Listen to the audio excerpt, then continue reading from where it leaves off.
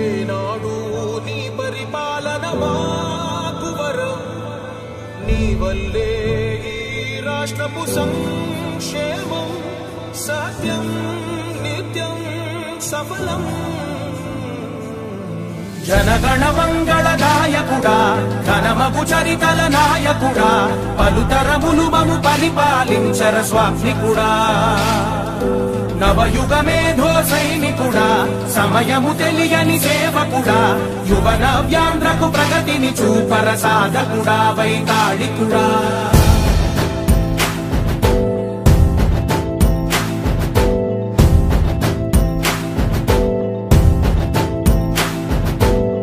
ప్రతి ఇల్లు నిన్నే నిన్నే పిలిచింది,